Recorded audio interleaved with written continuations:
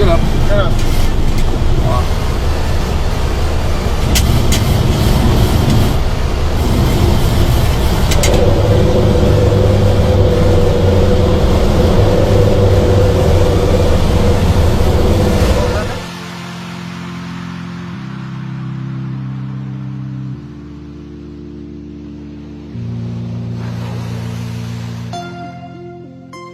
Tapi hendaklah kamu menerimanya dengan iman.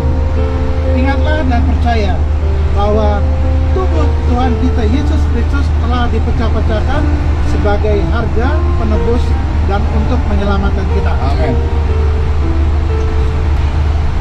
Menyucikan dan menyelamatkan kita.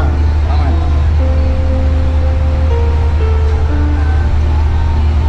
Yuk, kita bersatu hati, kita berdoa. Baik. Terima kasih hanya di dalam nama Yesus Kristus kami berdoa dan bersyukur. Amin. Amin. Gitu ya.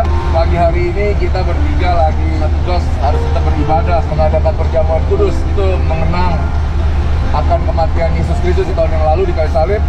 Dia mencurahkan darahnya untuk menebus dosa-dosa kita. Dimanapun kita berada, jangan alasan nggak bisa beribadah. Baru pertama seumur hidup nih, perjamuan di ketinggian 37.000 kaki. Yes.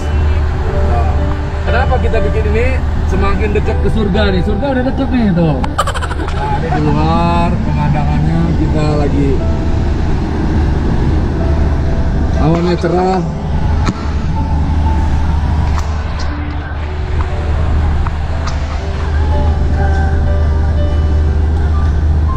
Dan kita akan mendarat di Palembang jam 12:08.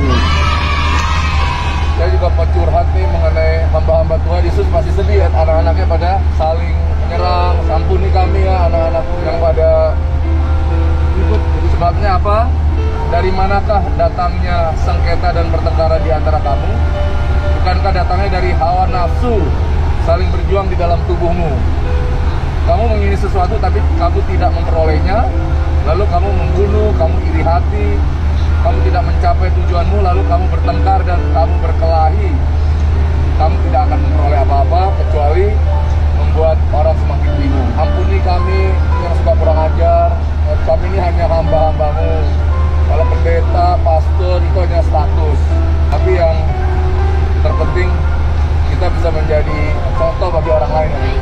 Menjadi terang, menjadi garam. Orang Kristen itu bisa memanggil dia Bapa, bisa memanggil dia Tuhan, memanggil dia Raja, memanggil dia Guru.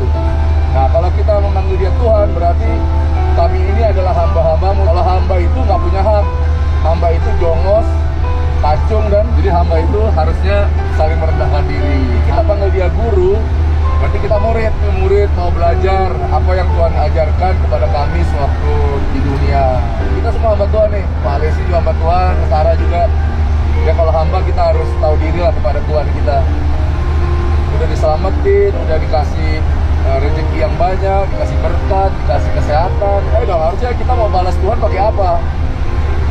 Ributin soal uang, persembahan, perpuluhan itu nggak ada gunanya, karena Tuhan yang berikan semua uang itu. Kalau Tuhan nggak kasih rezeki buat kita gimana? Nggak kasih kerjaan.